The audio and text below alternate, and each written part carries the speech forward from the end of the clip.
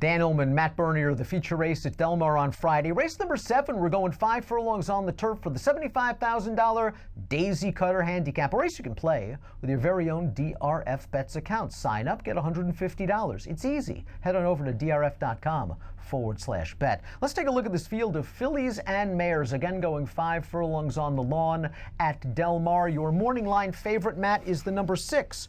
Okinawa, who has not raced since June the 3rd, was listed as a vet scratch on June the 29th, and after that was privately purchased and sent over to the very dangerous Richard Baltus barn. Boy, she is exiting a live race at Belmont.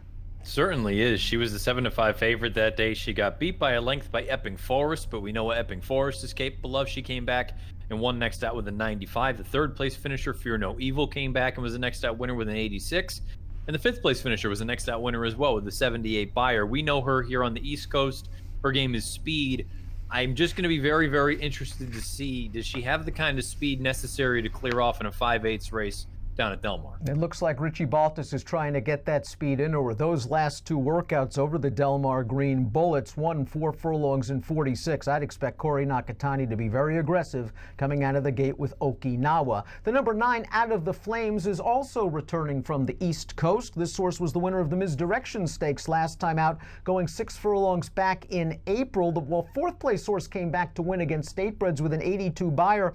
I kind of thought Out of the Flames got away with a nice, easy trip, sitting second off of a long shot, and didn't need to change leads to win that race. Yeah, I gotta be honest, she's an interesting one to me because I've never really been a big fan of hers. And also, when you look and see, she's run here in the States 5 times. She's buyered between 80 and 83. She's not getting any faster, and this is always going to be the kind of horse that I'm going to try to beat. And I understand maybe it's foolish and I'm bashing my head against the wall because all she does is show up and she's competitive in all of these races, but I just look at her and go, what advantage does she really have on this field? Especially if the pace isn't blazing from the outside. I know she showed that tactical speed last time out, but I think they might go faster at this shorter 5 furlong trip. Let's go to the Timeform US pace projector because they have the 2 Phantom Proton out there on the lead. Now, Phantom Proton is 0 for 3 lifetime on turf, but the argument can certainly be made that she is a much different and better horse now than when she was competing on the grass. In her last 4 races, she's got 1 win, and in the other 3, she's taken on some good filly and mare dirt horses like Marley's Freedom, Sky Diamonds, and Spectator. If she gets this trip, she's dangerous at a price. Certainly, and like you say, she's in career form right now, so you would just imagine if she can handle that move over to the turf, then yeah, she's going to have a big chance. I also like that she has that versatility where I understand they have her on the front end, but if for some reason the 7 was to clear off, I wouldn't have much of an issue with Phantom Proton sitting just off of that because she's shown in the past that she has the ability to sit and make a move. I guess the question just becomes, do you really think that she can do it on the turf, which she's been doing on the dirt? The 7 Go On Mary you see right there is second on the pace projector, and she is just much improved right now for Doug O'Neill since returning on the turf. A win going down the hill at Santa Anita with an 88 buyer speed figure, and then an excellent effort at this Del Mar meet where the 8th place finisher of that race has already come back to win with an 87 buyer speed figure. Now, Go On Mary had a very tough outside post, and it makes me think the pace might not have been that fast that she was able to actually clear over into the 2 path in the stretch. I thought she was very tired at the end of that race, and I am concerned in her 3rd start of the form cycle after 2 hard races, she could be due for a regression. Yeah, totally fair, and Timeform US would agree with you about the soft pace. You see that first pace rating that they have in that most recent start, color-coded blue. She pulled a 110 in that spot. Perhaps it was a matter of just kind of that pace not materializing, and that's why she was as close as she was. I happen to think she's just really taken her game to a different level on the turf, sprinting, whether it is 6.5 down the hill or 5/8. I like the fact that she can be forwardly placed in a race where it doesn't look like the pace is going to be just off the charts. I think she might pull another good trip, whether she's on the lead or she's pressing the 2 horse. I think Go On Mary makes a lot of sense in here. And we have a positive formulator fact for her trainer, Doug O'Neill, who does well with turf sprinters going 3rd off the layoff. Past 5 years, 31% winners and almost a $3 return on investment. Let's talk about Desert Steel, a horse that's run well at Del Mar in the past. Really had no chance last time out in that Franz Valentine Stakes at Santa Anita.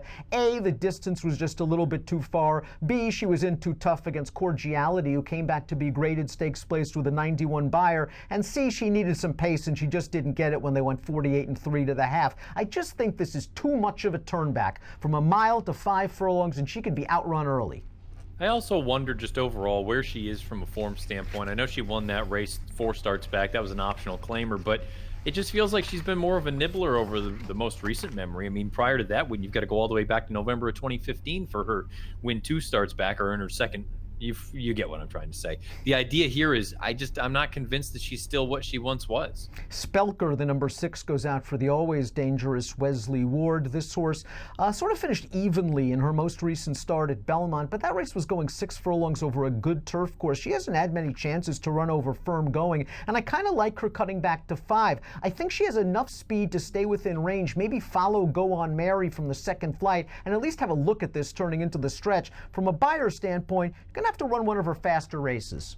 Yeah, if she can run that number that she ran 3 starts back, the 87 down at Churchill, I think that puts her in with the puncher's chance. That most recent run at Belmont, she ran into some good ones. We know Miss Gossip, what she's capable of. Wheatfield, Miss Gossip came back and earned 90 in her next start. I think the interesting thing that you always just have to throw in there, keep that in the back of your mind.